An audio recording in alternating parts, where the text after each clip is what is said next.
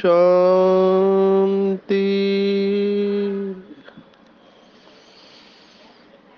आज 25 नवंबर 2022 भारत में शुक्रवार है। Today is 25th November 2022 and it's Friday in Bharat.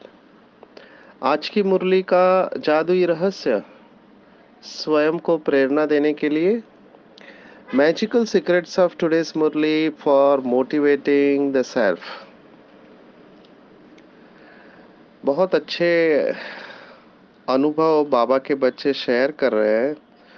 बहुत खुशी हुई कि श्रीमद् भगवत गीता स्टडी ग्रुप के जो शुरुआत के 200-300 भाई बहनें थे और जिन्होंने पूरे 700 श्लोक और 18 अध्याय को स्टडी कर किया और फिर ये मुरली का रहस्य चालू हुआ और आज 5000 संख्या हो गई है। तो ये सब आपके फीडबैक के वजह से बाबा की मदद से संभव हुआ है कि पूरे विश्व से 5000 लोग इसको डेली सुनते हैं। आज एक आत्मा ने अनुभव शेयर किया कि मुरली रहस्य सुन सुन के उसका डिप्रेशन दूर हो रहा है। तो ये बहुत अच्छा है। इसका मतलब ये बातें नशा चढ़ा रही हैं और श्रेष्ठ पुरुषार्थ करने में बहुत सारे भाई बहनों को प्रेरणा मिल रही है। बाबा को दिल से धन्यवाद। आप सबको भी धन्यवाद।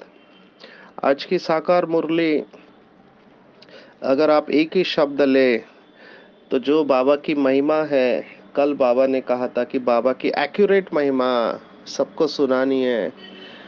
वैसे हमारे मुंबई के साकार बाबा की पालना ली हुई परम आदरणीय नलिनी दीदी जी है जो घाटकोपर जोन के सेवा के निमित्त है। उन्होंने किताब पब्लिश की थी जिसमें शिव के 1000 नाम बताए गए थे। तो भक्ति मार्ग में कितने नाम है शिव के, मुरली में शिव बाबा के कितने नाम आए हैं, क्योंकि हर नाम के साथ उसकी महिमा है, कर्तव्य है। तो ये भी एक अभ्यास हो सकता है कि मुरली में जो शिव बाबा की जो महिमा आती है तो उसके ऊपर चिंतन करें तो भी हमारा योग बाबा के साथ लग जाएगा। नाम रूप देश काल कर्तव्य, ये 5 बातें बहनें 7 डेज कोर्स में बताती है कि नाम से याद करो या रूप से याद करो या गुणों से याद करो या कर्तव्य से याद करो या देश से याद करो। तो किसी न किसी रूप से परमात्मा की याद में रहना ये भक्ति मार्ग में भी बताया गया है। भक्ति मार्ग में विशेष बताया जाता है कि कलयुग में आत्मा इतनी कमजोर हो जाएगी, उसकी सभी शक्तियां इतनी खत्म हो जाएगी कि वो साधना कर नहीं पाएगी। जैसे कि शुरुआत में ऋषि मुनि साधना करते थे, घंटों तक तपस्या में बैठे हुए दिखाया हुआ है। एक ऋषि का तो ऐसी कहानी आती है, शायद मैंने पहले भी आपको बताया, लोमस ऋषि। तो उसकी आयु बताते हैं कि लोम माना शरीर के ऊपर जो छोटे छोटे बाल होते हैं, तो शरीर के ऊपर जितने बाल है उतने हजार उसकी आयु बताई हुई है। अब ये थोड़ा ज्यादा हो जाता है, लेकिन उसके पीछे की भावना को समझ लें तो वो एक दिन ऐसे साधना करके करने को बैठते सुबह, तो धीरे धीरे सूर्य आता है तो सूर्य का प्रकाश उसके ऊपर गिरने लगता है। तो शिष्य सोचते हैं कि हमारे गुरु को ये धूप से तकलीफ होगी, इसलिए वो उसके ऊपर छत बनाना चालू करते हैं ताकि धूप नहीं पड़े गुरु जी के ऊपर। तो वो छत बनाने की कोशिश करते हैं तो थोड़ा आवाज होता है। तो थोड़ी देर बाद ऐसे बताते हैं कि ऋषि वो समाधि से बाहर आते हैं,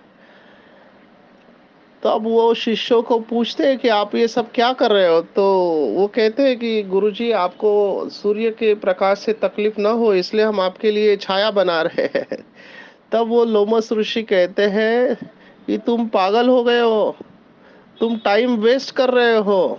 हमारे पास पहले से ही बहुत कम टाइम है, परमात्मा की याद में बैठो। ये कौन कह रहा है? वो लोमस ऋषि जिसे हजारों साल जीने का वरदान प्राप्त है, वो भी कह रहा है कि टाइम कम है। तो हमारे जैसे की क्या हालत होनी चाहिए, आप सोचो।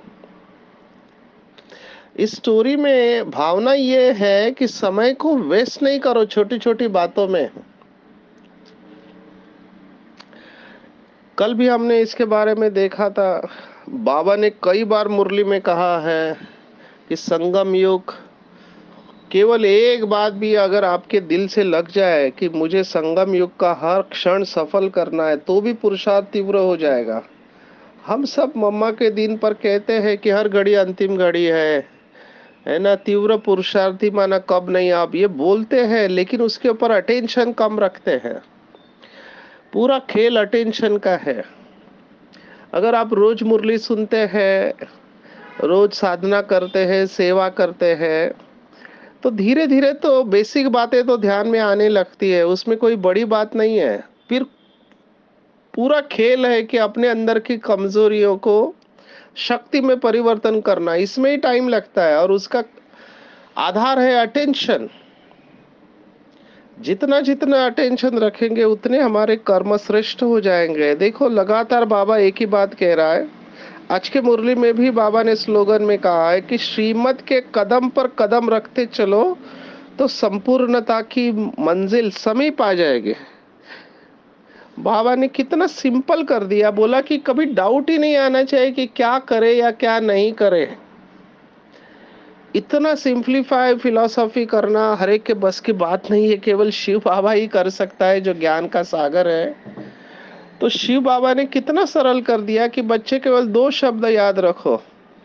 लौकिक में भी जो छोटा बच्चा होता है जिसे बोलना नहीं आता है, वो मामा बाबा कहता है, तो बाबा ही कहता है कि दो ही शब्द है, और वो दो शब्द है नॉट और डॉट।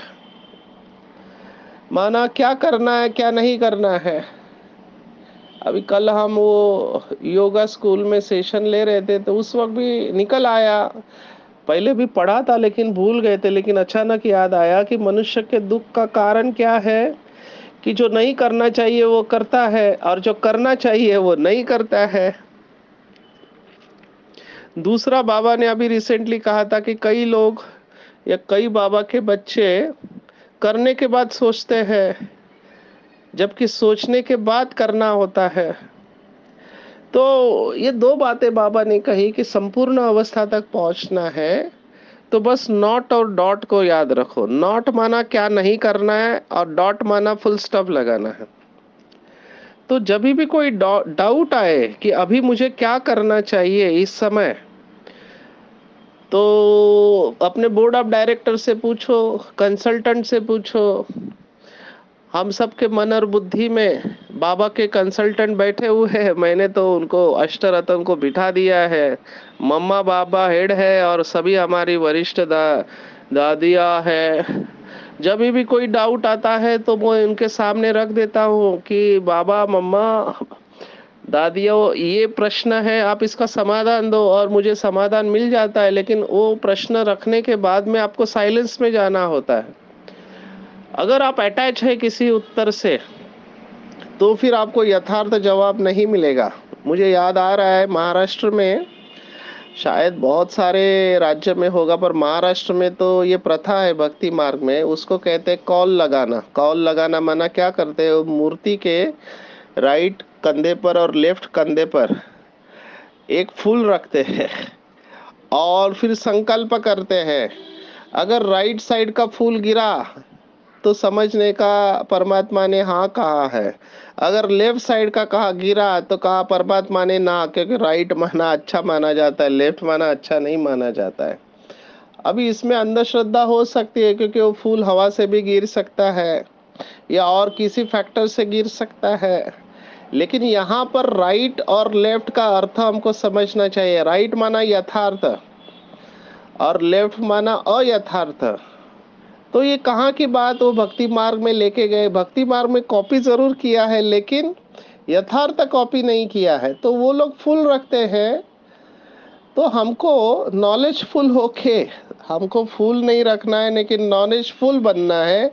बाबा की श्रीमत को याद करके बाबा के सामने रखना है सच्ची दिल से, और फिर प्लेन बुद्धि बन जाना है। ये प्लेन बुद्धि बनना बहुत इंपॉर्टेंट है। अगर डिस्टरबेंस होगा, कंफ्यूजन होगा, तो मैं कर नहीं पाऊंगा, डिसीजन मेरा गलत हो सकता है।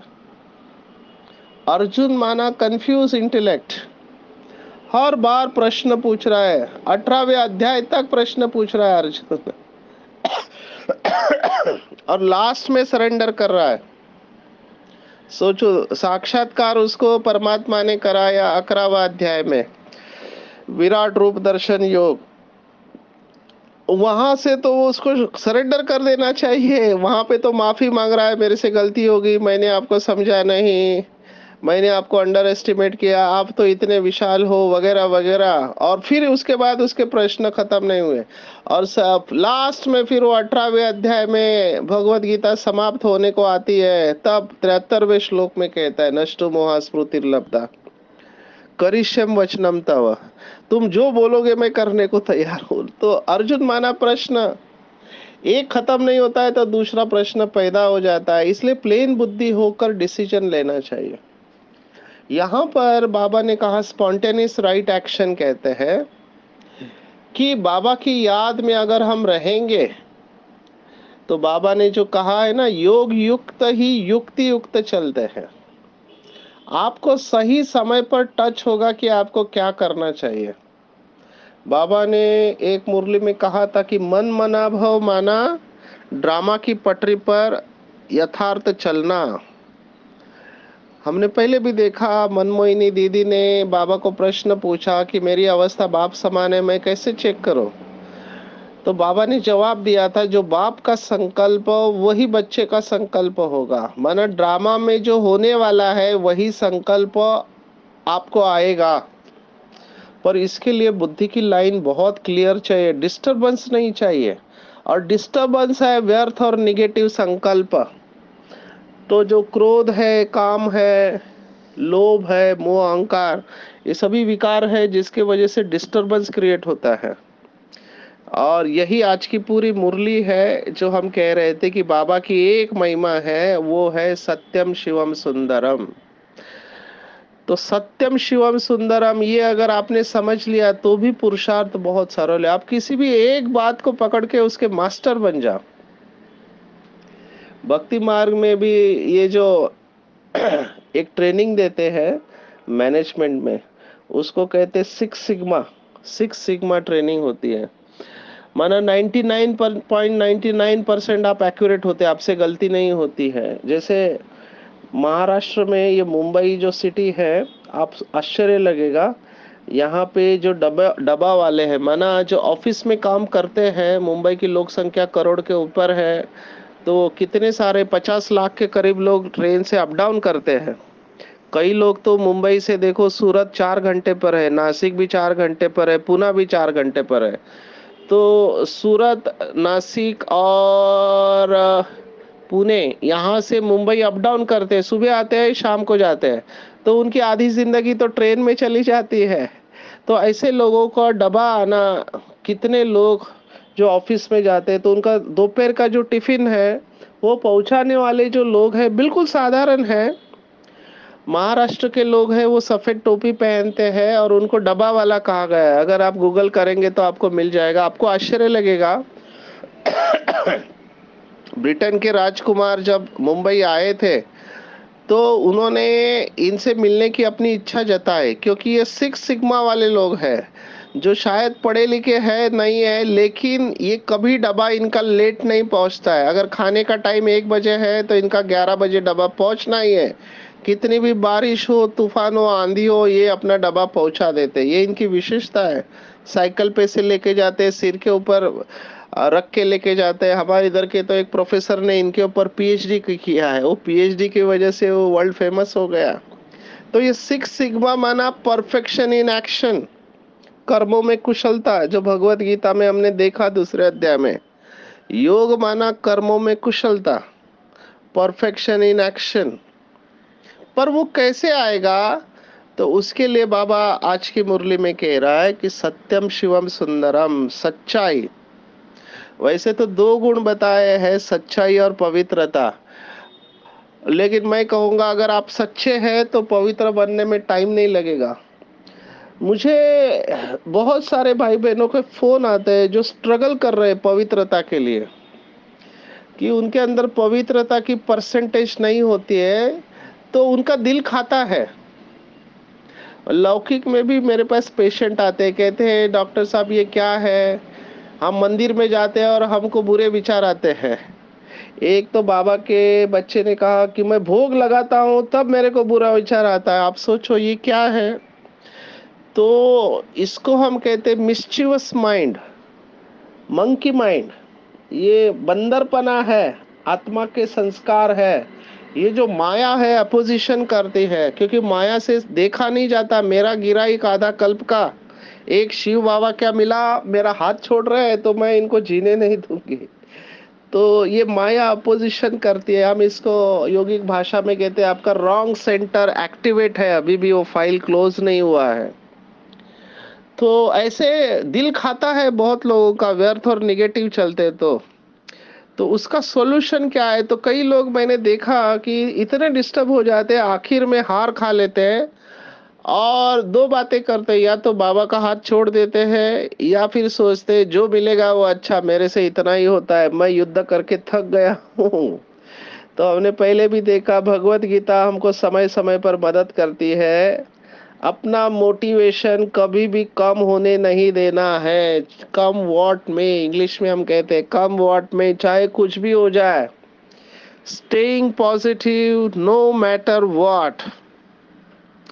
एक ही संस्कृत का शब्द याद रखना है, उत्तिष्ठ उत्तिष्ठ उत्तिष्ठ, तस्मात् उत्तिष्ठ कौन्तेय, युद्धाय कृत निश्चया। उठकर खड़े हो जाओ अर्जुन, तूफान तो आने ही है, तुम सर्वश्रेष्ठ धनुधर हो। तुमने कल्प कल्प माया के ऊपर विजय प्राप्त की है। छोटी छोटी बातों से घबराओ मत। बाबा ने मुरली में बहुत बार कहा है कि माया पेपर टाइगर है, चींटी भी नहीं है, मरी हुई चींटी है। और साइकोलॉजी का, मनोविज्ञान का सूक्ष्म साइंस ये कहता है अगर आप किसी से डर गए तो वो आपके ऊपर हावी हो जाता है। तो यस, माया है, स्वीकार करना है कि यस मेरे अंदर कमजोरी है, यस मुझे ऐसे विचार आते हैं, यस मैं अभी संपूर्ण नहीं बना हूँ, यस मैं डिस्टर्ब होता हूँ। ओके, सच्चाई सफाई से बाबा से बताते रहो। एक अच्छा सर्जन होता है, एक अच्छा डॉक्टर होता है, उसे पता है कि पेशेंट लाइफस्टाइल मॉडिफिकेशन में 100% नहीं जाएगा। हमको पता है डॉक्टर्स को कि डायबिटीज को हम बोलते हैं कि तुम मीठा मत खाओ, फिर भी वो छुप छुप के खाएगा। सभी ऐसे नहीं होते हैं, कुछ लोग बहुत डिसिप्लिन भी होते हैं। मुझे याद आ रहा है एक पेशेंट, मैं ह्यूमन इंसुलिन का क्लिनिकल ट्रायल कर रहा था मुंबई में। तो एक मुझे बहुत वंडर लगा कि वो था state agent, but VIP state agent, माना ऐसे वैसा स्टेट एजेंट नहीं, इंटरनेशनल स्टेट एजेंट था। कंट्रीज में ट्रैवल करता था और इंसुलिन लेने वाला था। तो मुझे शॉकिंग क्या लगा कि वो बहुत पैसे वाला था, वीआईपी था ऑफ कोर्स। तो उसके मोबाइल में, उस समय तो ये सब मोबाइल नहीं थे जैसे अभी है, उस समय तो एक छोटा ही मोबाइल होता था जो सबके पास नहीं होता था। तो इस आत्मा ने अपने सभी रिकॉर्ड मोबाइल में रखे थे। अनेक सालों का शुगर का रिकॉर्ड उसके पास था और उसने कहा कि मेरा कभी भी शुगर 150 के ऊपर गया नहीं, इतना टाइट कंट्रोल में रखता था। इंस्पाइट ऑफ इतना फ्रीक्वेंट ट्रैवल होना, खाना पीना ऊपर नीचे, तो बहुत खाने के ऊपर उसका कंट्रोल था। तो ऐसे लोग भी हैं जो बहुत डिसिप्लिन में चलते हैं, लेकिन ऐसे भी है जो डिसिप्लिन मेंटेन नहीं करते, अनुशासित नहीं होते, थोड़े अलबेले होते हैं, तो उनकी अवस्था दोलायमान होती है, वो हलचल में आ जाते हैं। बाबा ने हमको कहा योग माना अनुशासन, विचारों का अनुशासन ही योग है। विचार हमारे इच्छा के विरुद्ध नहीं चलने चाहिए। तो सच्चाई सफाई माना आप जो भी होता है बाबा को सच सच बता दो। डॉक्टर को पता है कि पेशेंट कॉम्प्लाइंट नहीं होंगे। कई पेशेंट की मैं आपको स्टोरी सुना सकता, हम उनको लिख के देते हैं ये 500 मिलीग्राम की कैप्सूल है, दिन में 3 बार लेने हैं। वो अपना दिमाग लगाता है कि अच्छा ये 500 माना बहुत डोज है, 3 बार लेगा तो टॉक्सिसिटी हो जाएगी, वो 2 ही बार लेता है। ऐसे भी है। तो कॉम्प्लायंस हम इसको कहते हैं, वो कॉम्प्लायंट नहीं होते हैं। बाबा की भी श्रीमत से कॉम्प्लायंस होना चाहिए, मानो श्रीमत में डाउट नहीं लेना चाहिए कि ऐसा थोड़ी होता है, अभी संपूर्ण कौन बना है, इतना तो चलता है, sorry, I am very sorry, ये ऐसा वैसा टीचर नहीं है। अगर इसने कहा कि समुंदर में जंप लगा दो तो लगा देना चाहिए। ये हमारे दादियों की और मम्मा की विशेषता रही है। तो बाबा के श्रीमत को 100% फॉलो करके सच्चाई सफाई से बाबा को बता देना है। मैं ये सॉल्यूशन उनके लिए कह रहा हूँ जो निराश हो जाते हैं, हताश हो जाते हैं, जितना चाहिए उतना सफलता नहीं मिलती। तो जहाँ सच्चाई है मुझे ऐसे लगता है बाकी सब गुण अपने आप आने लगते हैं। जहाँ सत्यता है वहां सब, पर सत्यता की गहराई आपको पता होनी चाहिए। सच्चाई माना जैसे आज मम्मा ने कहा ना, कई लोग समझते हैं हम सच बोल रहे माना हम सात्विक है, रॉन्ग, फिर से रॉन्ग। सत्यता की जो बाबा ने डेफिनेशन बताई, सत्य के दो अर्थ है, एक अविनाशी को भी सत्य कहते हैं, और सत्य माना सच। तो स्वयं को अविनाशी आत्मा समझकर जानना, मानना और चलना, 3 बातें। परमात्मा को सत्य अविनाशी समझकर जानना, मानना और चलना। ड्रामा को सत्य और अविनाशी समझकर जानना, मानना और चलना, इसको कहते हैं सत्यता की शक्ति। तो इस रूप से अगर सत्यता की शक्ति आई है तो बाकी गुण आने में टाइम नहीं लगेगा। मैं जो देख रहा हूँ रिलेशनशिप्स के जो इश्यूज मेरे पास आते हैं, तो मैं कौन सही है, मैं सही है तुम सही, इसमें बहुत सारी एनर्जी वेस्ट करते हैं लोग रिलेशनशिप में। रिलेशनशिप में यही बात ध्यान में रखनी है कि सच्चे रिलेशनशिप में हारना ही जीतना होता है। देखो रिलेशनशिप को तोड़ना बहुत इजी होता है, जोड़ने में मेहनत है, बनाए रखने में मेहनत है। और कोई भी परफेक्ट नहीं है इस दुनिया में, we all are perfectly imperfect. एक हमारे सर्जन है, उन्होंने बहुत अच्छा कहा, विदेश के, बर्नी सीगल करके, उन्होंने एक बहुत इंटरनेशनल फेमस बुक लिखी है, लव मेडिसिन एंड मिराकल्स। तो उसमें उन्होंने लिखा है I am not okay, you are not okay, but that is okay, why to make a fuss about it. मैं संपूर्ण नहीं हूं, तुम भी संपूर्ण नहीं हो, तो बात को बढ़ाने से क्या फायदा। I know it is tough, दूसरों के अंदर विशेषता देखना कठिन होता है, लेकिन हमको चलना है। बाबा ने हमेशा कहा है कि तोड़ना नहीं है, ये हिसाब किताब है। जिस आत्मा के साथ हमारा हिसाब किताब होता है, आप कितना भी अवॉइड करने की कोशिश करो, वो कैसे भी करके आपके सामने आ ही जाएगा। तो खुशी खुशी से हिसाब किताब चुकता करना है। पर यह अवस्था आने के लिए बहुत अटेंशन चाहिए, बहुत साधना चाहिए। और यही बात बाबा ने कही है कि लड़ाई कब लगेगी, जब हमारी कर्मातीत अवस्था बनेगी, या वाइस वर्षा भी ट्रू है। जब लड़ाई का सामान पूरा तैयार हो जाएगा तब हमारी कर्मातीत अवस्था होगी। अभी बहुत बार बाबा ने कहा कि लड़ाई रुकी हुई है हमारे लिए, क्योंकि हम रचयिता है, हम तैयार नहीं हुए। पर कब तक ये चलेगा आखिर। आखिर जो 108 रत्न बनने वाले हैं वो जब जैसे स्टेज पर आ जाएगी परिवर्तन हो जाएगा। बाबा ने तो अभी रिसेंटली कहा था पटाखे छूटेंगे, तो मेरे सामने बहुत सुंदर दृश्य आया कि कैसे एटॉमिक वॉर चालू हो गया है। अमेरिका, रशिया, चाइना, जो भी है यूरोपियन कंट्रीज एक दूसरे के ऊपर एटॉमिक वेपन छोड़ रहे हैं और पृथ्वी का विनाश हो रहा है। पटाखे छूट रहे हैं, बहुत बेहद के पटाखे। और भारत में सिविल वॉर। तो हमको इसके पहले तैयार होना है। तो देखना चाहिए कि मेरे अंदर सच्चाई, सफाई कितनी है। भगवान को एक ही गुण बहुत अच्छा लगता है, सच्चाई, सफाई। और जहाँ पर ये है, बाकी के गुण आने ही हैं। जितनी सच्चाई, सफाई होगी, उतनी महसूसता की शक्ति बहुत अच्छी होती है और महसूसता से परिवर्तन होता है। इसको कन्फेशन कहा है क्रिश्चियनिटी में। तो कन्फेस करना है, बाबा के साथ सच्चा रहना है, बाबा को साथ में रखना है, हिम्मत रखना है। हम सब जानते हैं कि दशा ये बैठने वाली है हर एक के ऊपर, इसलिए ब्राह्मणों की माला नहीं बनती है। बाबा ने बहुत बार कहा, आज भी कहा है कि कई ब्राह्मणों को मैं रखता था 3-4 नंबर पर, आज वो है नहीं ज्ञान में। बहुत बाबा के बच्चे मुझे पूछते हैं, हम इतना लेट क्यों पुरुषार्थ चालू किए है, जल्दी आते तो कितना अच्छा होता है। मैं कहता हूँ बहुत अच्छा है आप लेट आए, हो सकता है जल्दी आके आप भाग जाते, इससे तो अच्छा है लेट आए लेकिन बाबा का हाथ पकड़ के बैठे हो। बहुत लोग मुझे ये भी कहते थे कि बाबा जल्दी अव्यक्त हो गया। मैं कहता हूँ रॉन्ग, बाबा अव्यक्त हम सबके लिए हुआ है, क्योंकि साकार में केवल थोड़े लोग ही मिल पाते थे। अभी अव्यक्त है तो हर क्षण वो हमारे साथ है। तो हर बात में कल्याण है, सिर्फ देखने का नजरिया अच्छा चाहिए। दिशा के ऊपर मैं बोलूंगा थोड़ा, क्योंकि दिशा और दशा ये दो बातें होती है। तो वास्तु का आजकल बहुत चलता है, मेरे को बहुत सारे प्रश्न पूछते हैं। तो डेफिनेटली ये एनर्जी है, मैग्नेटिक एनर्जी है, लेकिन दो एनर्जी, एक प्रकृति की एनर्जी और एक आत्मा की एनर्जी है।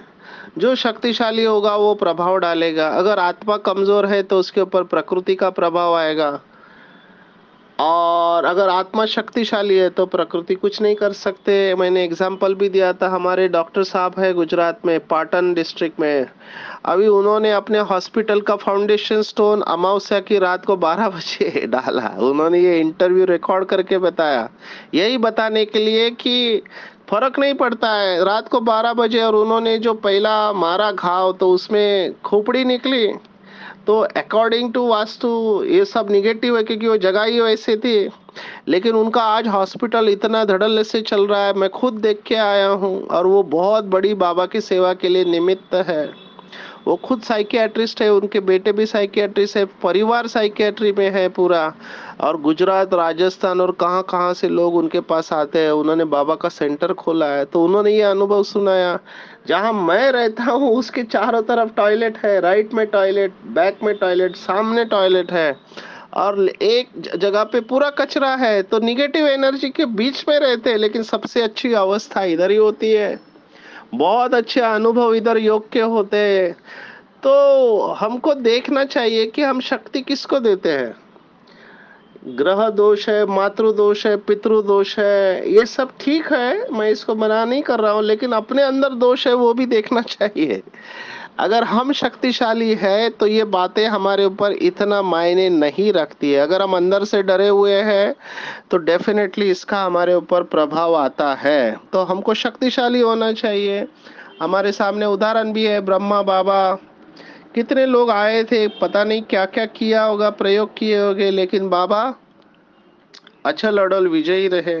तो हमको भी ब्रह्मा बाप समान अचल अडोल रहना है, डरना नहीं है। तूफान तो आने ही है, कमाई में दशा और दिशा ये दोनों हलचल में आती रहेगी। आज बाबा ने विशेष जैनियों को याद किया है, दिलवाड़ा मंदिर हो। बाबा ने कहा जैन लोगों की मैं विशेषता सचमुच में अप्रिशिएट, लास्ट बर्थ है, जबकि सारी सृष्टि तमो प्रधान है। कम से कम इन आत्माओं ने अपने नियम पक्के रखे हैं। अभी भी इनका भोजन तामसी नहीं होता है, प्याज लहसुन नहीं खाते हैं, है ना।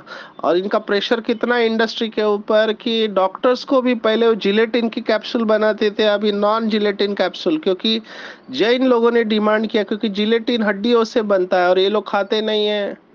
और कई रेस्टोरेंट होटल वालों को इवन ट्रेन में भी या फ्लाइट में जैन फूड ऑर्डर किया जाता है जिसमें प्याज लहसुन नहीं होता है। तो कम से कम खाने में तो इन्होंने प्योरिटी मेंटेन की है। और इनके जो भी साधना करने वाले होते हैं उनमें भी कड़ी साधना होती है।